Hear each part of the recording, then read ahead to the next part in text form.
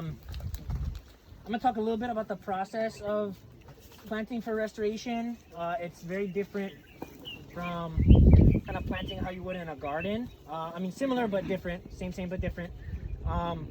Because, you know, it's not so much planting for aesthetics, it's planting for function.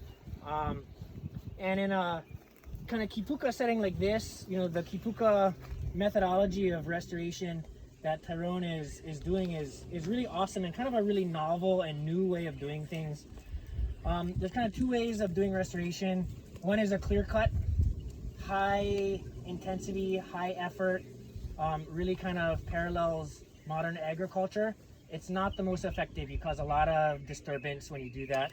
And then another one is kind of a more successional or natural way of planting.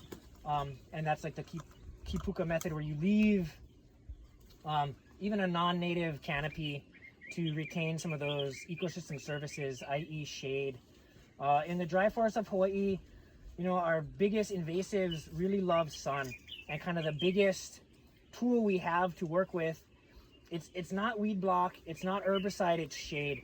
And leaving any shade to suppress the growth rates of the guinea grass on your site is really what you kind of want to go for. So then when you plant, you know, the question is, how do you remove enough canopy to allow for invasive canopy or non-native canopy to allow for your native stuff to take hold, because it needs sun too, right? The ko you guys are going to plant, the wili wili you guys are going to plant, they really want sun. And that's where that kind of kīpuka management comes in. It's a thinning of the canopy, or a complete kīpukaing in this sea of, you know, non-native canopy. You make that kīpuka, you plant your dominant canopy components and your initial understory, and that fills in. And over time, you have all these little bubbles. And, you know, the ko trees we're going to plant today can have like a 20-foot canopy spread. They're going to get like this big around. And when you plant them, I want you guys to envision that this tree is going to like dominate this space, which is awesome. In a landscaping kind of world, all the, you know, best management practices are like, oh, you plant this like 8 feet apart, you plant it 6 feet apart. That's for aesthetics. In a forest, trees don't grow 8 feet apart, they grow right next to each other. So it's okay in restoration to plant your big canopy trees pretty close. I mean, don't plant them 6 inches apart, but like a ko tree 3 feet or 2 feet or 6 feet away from a wili wili is fine. They're gonna go together. Naturally, the stronger ones are gonna survive and kind of outcompete, but that's what you want. You want a robust forested system at the end. And that's kind of the methodology behind all of what we're doing. Now when we plant, you know, we have these weed block rows, we have these spaces, and there's a couple ways you can do things. You know, in the weed block, this is a main, you know, we have this down for blocking the weeds, for keeping the guinea grass seedlings from coming up. So we're getting into the dry season now. The growth rates are going to be slowing down. You can see with all these rains, this is all guinea grass seedlings that's still coming up. Guinea grass is this tall grass, you know, the head high stuff you walked in on the way in. It's all been picked out and removed by robust volunteers like you guys beforehand, but you still have the seed bank to deal with. So the weed block helps to suppress the seed bank from crowding out your canopy trees and your woody stuff that's going to take a little bit longer to establish versus ground covers. Like the pili is a good one, the carex is a great one, the iliae is a great one. And a good spot for these is actually kind of in between, because then you get the ground coverage and the weed suppression properties of the carex, which is going to fill in this space. These guys in about a year are going to like double in size. They're a long-term sedge. I have some at my house that are 10 years old. They're about this big around.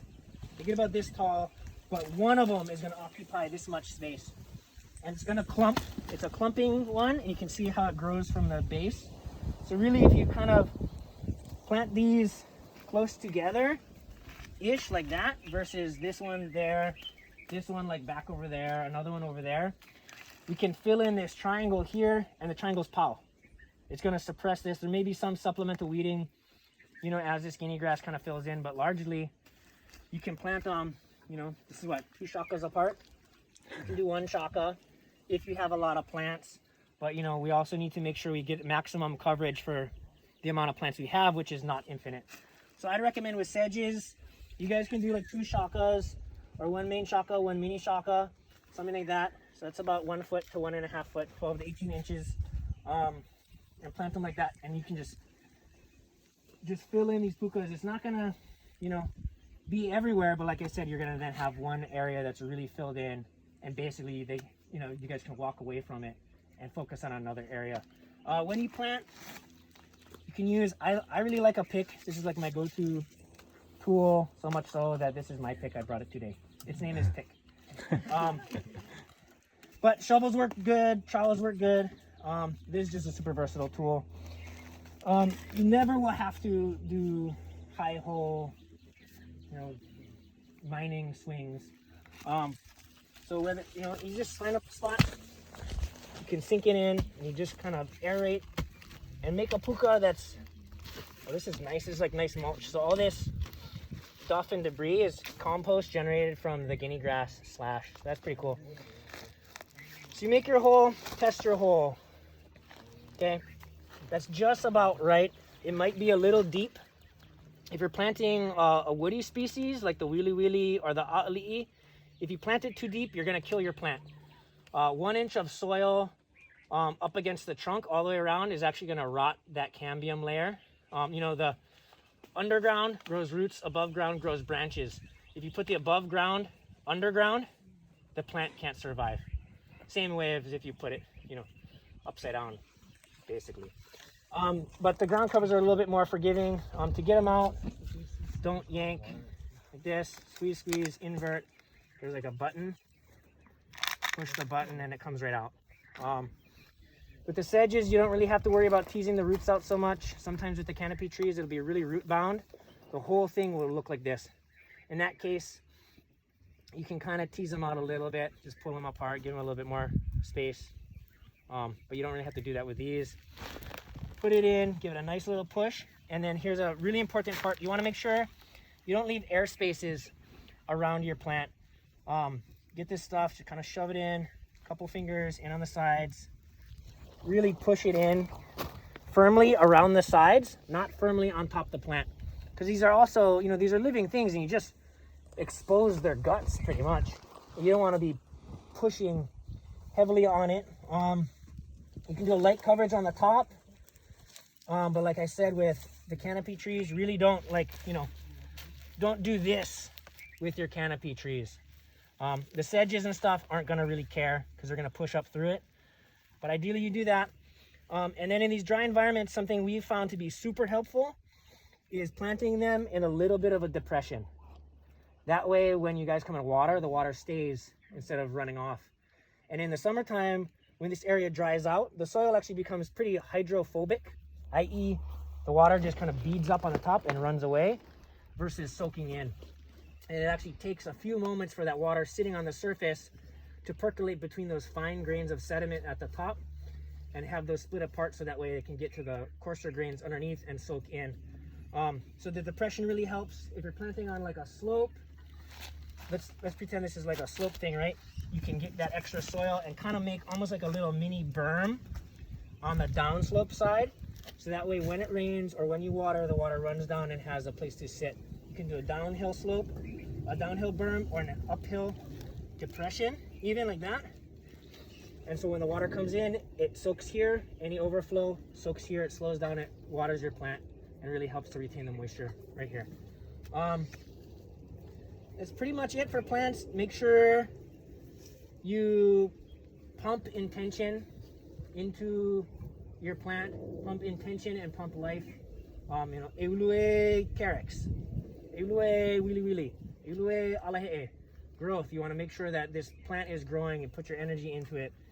I would say that's almost equally as important as anything else I've said today. And then you move on to your next plant. You know,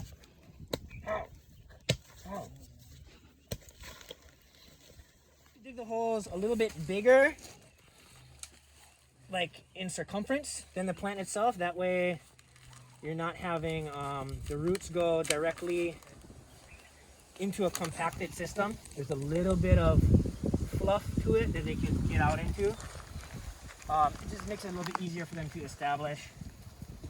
And then backfill It's totally fine to crumble it up. If you need more soil, you can always dig from somewhere else. A lot of the holes in the weed block have already been augered. So underneath the weed block, there's gonna be a little mound. Don't be afraid to kind of bust that mound up and put it back in, because that's where the soil went to begin with.